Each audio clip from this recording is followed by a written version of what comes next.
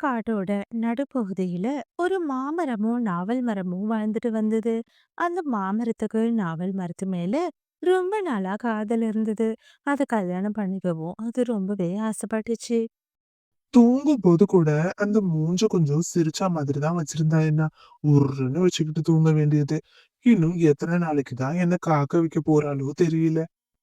இந்த மாதிரி மாமரம் பேசிட்டு இருக்கும்போது நாவல் மரம் மெதுவா கண் விழிச்சு பார்த்துச்சு. ஏய் உன்கிட்ட நான் பல தடவை சொல்லிட்டேன்.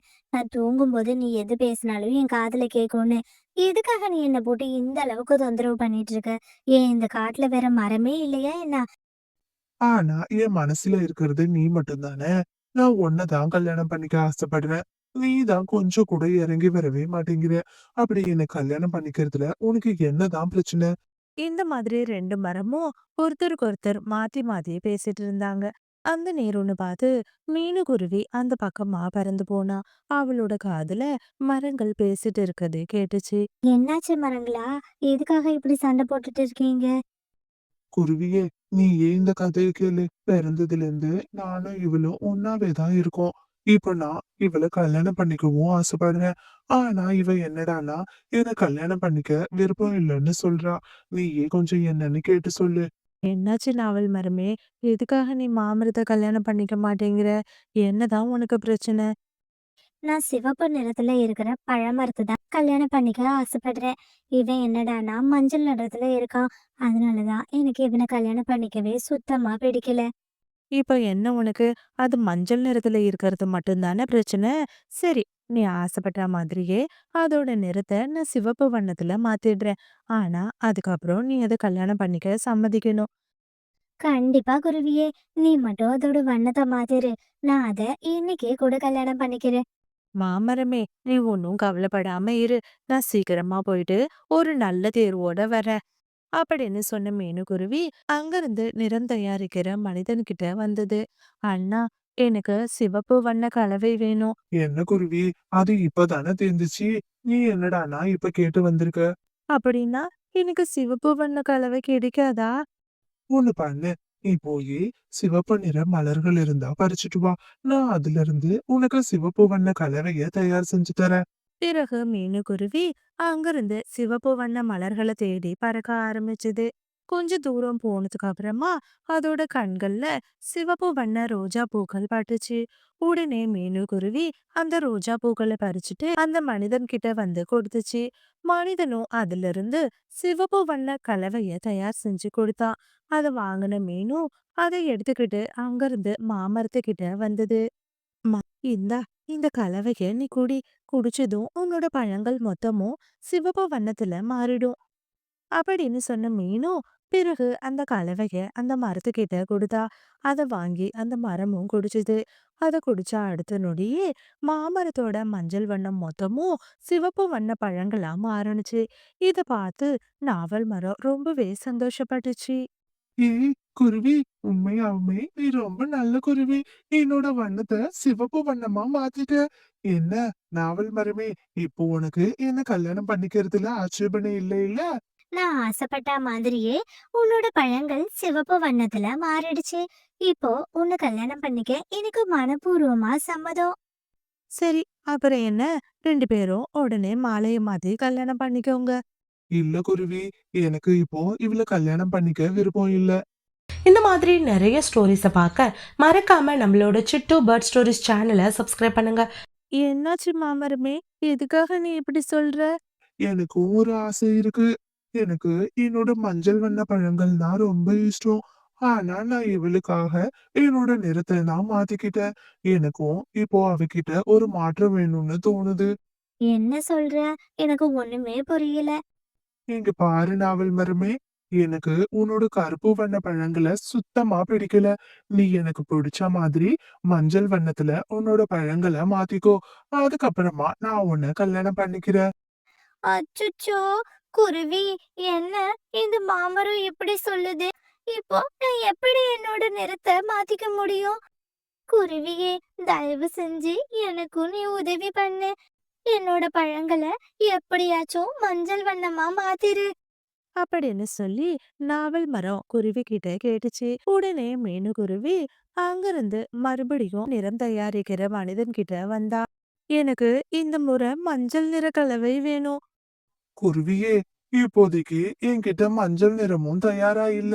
நீ ஒண்ணு பண்ணு, மஞ்சள் நிற பூக்களை எடுத்துட்டு வந்து கொடு. அதுல இருந்து நான் மஞ்சள் நிற கலவைய தயார் செஞ்சு தரேன். பிறகு மீனுக்குருவி அங்கிருந்து மஞ்சள் நிற பூக்களை தேடி பறந்து போனது. தூரத்துல அங்க இருக்கிற சூரியகாந்தி பூக்களை அது பார்த்தது. உடனே அந்த பூக்களை பறிச்சுக்கிட்டு மறுபடியும் அந்த மனிதன் கிட்ட வந்தது. அந்த மனிதனோ அந்த சூரியகாந்தி பூக்கள்ல இருந்து மஞ்சள் நிற கலவைய தயார் செஞ்சு கொடுத்தாரு. அங்கிருந்து ரொம்ப சந்தோஷமா அந்த நாவல் மரத்துக்கிட்ட வந்தது. நாவல் மரமே, நீ ஆசைப்பட்ட மாதிரி இப்போ நீயும் மஞ்சள் வண்ணத்துல மாற போற.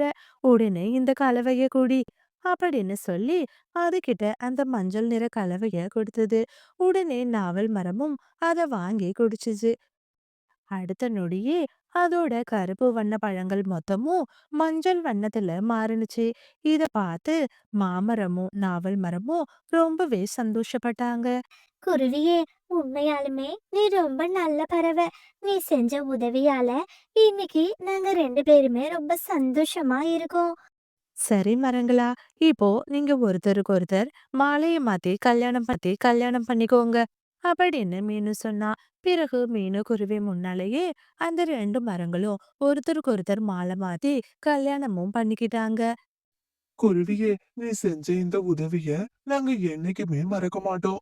உனக்கு எப்போ எந்த உதவி வேணும்னாலும் தயங்காம நீ எங்க கிட்ட வந்து கேட்கலாம். நீ செஞ்ச உதவிக்கு பலனா இப்போ நாங்க 2 பேரும் உனக்கு சுவையான பழங்களை தரோம். அப்படின்னு சொல்லி அந்த மரங்கள் 2 பேரும் ஆளுக்கு ஒரு கூடையில அவங்களோட பழங்களை கொடுத்தாங்க. பழங்களை வாங்கின மீனுக்குருவி ரொம்ப சந்தோஷமா அவ வீட்டை நோக்கி பறந்து போணுச்சு. இந்த மாதிரி நிறைய ஸ்டோரிஸை பார்க்க மறக்காம நம்மளோட சிட்டு பேர்ட் ஸ்டோரிஸ் சேனலை சப்ஸ்கிரைப் பண்ணுங்க. காகங்கள் 2 பேரும் காடுல மளிகை கடை நடத்திட்டு வந்தாங்க. இந்த கடையில எப்ப பார்த்தாலும் சில்லறை வியாபாரம் தான் நடக்குது. இதை வச்சுக்கிட்டு எங்க நீங்க எனக்கு தங்க கம்மல் வாங்கி தர போறீங்க? வர வர அந்த ஆசையே எனக்கு குறைஞ்சு போச்சு. கௌரி, நீ அதெல்லாம் கவலைப்படாத. சீக்கிரமாவே நான் உனக்கு தங்க கம்மல் வாங்கி தருவேன். ஆ ஆ அந்த நம்பிக்கை எனக்கு கொஞ்சம் கூட இல்ல காலு. 1 2 வியாபாரத்துல எங்க இருந்து தங்க கம்மல் வாங்க முடியும்? அன்னைக்கு ராத்திரி பொழுதும் வந்தது. நாம இப்படியே போனோம்னா கண்டிப்பா நம்மளால பெரிய லாபத்தை பார்க்க முடியாது. வாங்க, நாம போய் என்னோட மாமா கிட்ட அறிவுரை கேட்கலாம். அவரு ரொம்ப வருஷமா மளிகை கடை நடத்திட்டு வராரு. அவருக்கு தான் இதுல இருக்கிற சூட்சமங்கள் எல்லாம் தெரியும். காலையிலேயே பொழுது விடிஞ்சதும் கோரியோட மாமா வீட்டுக்கு வந்தாங்க. மாமா, உங்ககிட்ட தொழில் ரகசியத்தை கேட்டுட்டு போலான்னு தான் வந்தோம். எங்களுக்கு பெருசா லாபமே வர மாட்டேங்குது. என்னமோ ஏழ்மையான நிலைமையில தான் இருக்கோம். ஆனா நீங்களும் ஒரு சின்ன மளிகை கடையை வச்சு இந்த அளவுக்கு ஒரு பெரிய வீட்டை கட்டிட்டீங்க. உங்களோட வியாபார தந்திரத்தை எங்களுக்கும் சொன்னீங்கன்னா எங்களுக்கும் அது பயனுள்ளதாக இருக்கும். என்னம்மா மருமகளே, இதுக்கு எதுக்கு நீ இவ்ளோ தயங்கி கேக்குற? ஆரம்ப காலத்துல நான் கூட ரொம்பவே சிரமப்பட்டேன். அதுக்கப்புறமா என்னோட வியாபாரத்துல சில விஷயங்களை நான் செஞ்சேன். அதுல இருந்துதான் எனக்கு இவ்ளோ லாபம் கிடைச்சது. நீங்களும் நாளையில இருந்து அதை செய்யுங்க. அப்படின்னு சொல்லி கோரியோட மாமா அவனோட வியாபார தந்திரங்களை அவங்களுக்கு சொன்னான். காகங்கள் 2 பேரும் ரொம்ப சந்தோஷமா அவங்க வீட்டுக்கு வந்தாங்க. காலு, மாமா சொன்ன மாதிரி இந்த டீ தூளில நம்ம காய்ந்த இலைகளை சேர்க்கலாம். அப்பதான் அந்த பறவைங்களால கண்டுபிடிக்க முடியாது. கௌரி, ஆமா ஆமா, மாமா சொன்ன மாதிரி இதுல கொஞ்சம் நம்ம புளியங்கொட்டை தோலையும் சேர்க்கலாம். அப்பதான் சுவையும் மனமும் ஒரிஜினலா டீ தூள் மாதிரியே இருக்கும். மாமா சொன்ன மாதிரியே அரிசி பருப்புலையும் சின்ன சின்ன கூழாங்கற்களை கலந்தாங்க. அது மட்டும் இல்லாம மைதா மாவு, கோதுமை மாவு இது எல்லாத்துலயும் நிறைய களிமண்களை சலைச்சு அதுல கலந்தாங்க. இப்படியே அவங்க கிட்ட இருக்கிற எல்லா உணவுப் பொருட்கள்லயும் நிறைய கலப்பட பொருட்களை கலந்தாங்க. எல்லா கலப்பட பொருட்களையும் அவங்களோட கடையில வச்சு வியாபாரம் பண்ண ஆரம்பிச்சாங்க. அந்த நேரம்னு பார்த்து மிட்டு கிளி டீ தூள் வாங்குறதுக்கு வந்தது. காகங்கள் மிட்டு கிட்ட அந்த டீ தூளை ரொம்ப சந்தோஷத்தோட கொடுத்தாங்க. பிறகு மிட்டு கிளியோ தனக்கும் தன்னோட மனைவிக்கும் அந்த டீ தூளில் சுவையான டீயை தயார் செஞ்சது. என்னங்க, இன்னைக்கு டீ இவ்ளோ மோசமா இருக்கு? எப்பயும் வாங்குற அதே கடையில தானே டீ தூள் வாங்குனீங்க? ஆமா ஹரியாலி, அந்த காகங்களோட கடையில தான் டீ தூள் வாங்கினேன். ஆனா எதனால சுவை இவ்ளோ மோசமா இருக்குன்னு தெரியல. ஒருவேளை நீங்க டீ தூளை கம்மியா போட்டிருப்பீங்க. நாளையில இருந்து இன்னும் ஒரு 2 ஸ்பூனு அதிகமா போடுங்க. அப்பதான் நல்ல ஸ்ட்ராங்கான டீ நமக்கு கிடைக்கும். அப்படின்னு சொல்லி கிளிகள் 2 பேரும் பேசிக்கிட்டாங்க. இதே மாதிரியே காடுல இருக்கிற எல்லா பறவைகளும் அவங்க கிட்ட இருக்கிற கலப்பட பொருட்களை வாங்கி சமைச்சு சாப்பிட்டாங்க. இதனால காகங்களுக்கோ மளிகை கடையில பெரிய அளவுல லாபம் கிடைச்சது. இப்போ கோரி காகமும் அவன் நினைச்ச மாதிரியே ஒரு தங்க கம்மலை வாங்கி காதுல போட்டுக்கிட்டா. இந்த மாதிரி நிறைய ஸ்டோரிஸை பார்க்க மறக்காம நம்மளோட சிட்டு பேர்ட் ஸ்டோரிஸ் சேனலை சப்ஸ்கிரைப் பண்ணுங்க. காலு, இந்த யோசனை நமக்கு முன்னாடியே வந்திருந்ததுன்னா இந்நேரம் நாமளும் மாமா மாதிரி ஒரு பெரிய வீடை கட்டியிருக்கலாம். இப்பயும் ஒண்ணும் கேட்டு போகல கோரி. நாம இதை தொடர்ந்து பண்ணணும்னா எப்படியும் இன்னும் ஒரு 2-3 வருஷத்துல நாம வீடை கட்டிடலாம். என்னது, இன்னும் 2-3 வருஷமா? காலு, என்னால எல்லாம் அவ்வளவு நாள் காத்துட்டு இருக்க முடியாது.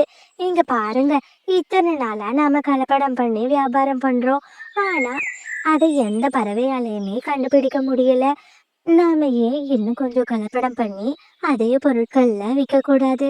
அப்படி வித்தோம்னா நமக்கு முன்னைய விட 2 மடங்கு லாபம் கிடைக்கும். சீக்கிரமாவே பணக்காரங்களாவும் ஆகிடலாம்.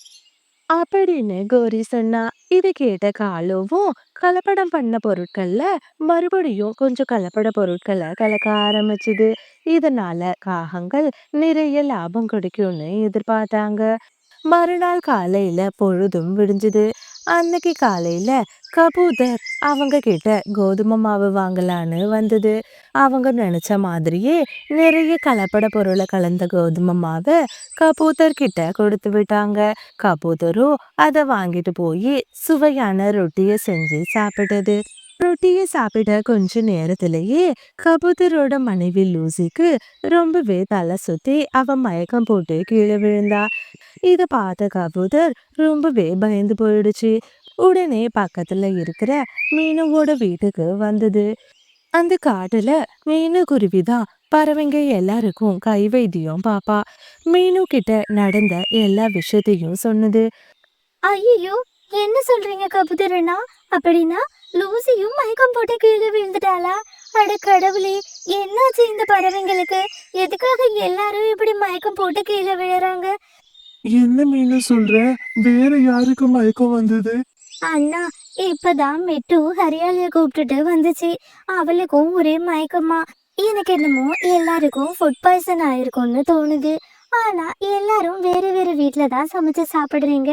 அப்புறம் எப்படி எல்லாருக்கும் ஒரே நேரத்துல இப்படி நடக்கும்? எனக்கு ஒரே குழப்பமா இருக்கு. ஆனா நாங்க எல்லாருமே அந்த காகங்களோட கடையில தான் பொருட்களை வாங்குறோம். எனக்கு என்னமோ அங்க ஏதோ தப்பு நடக்குதுன்னு தோணுது.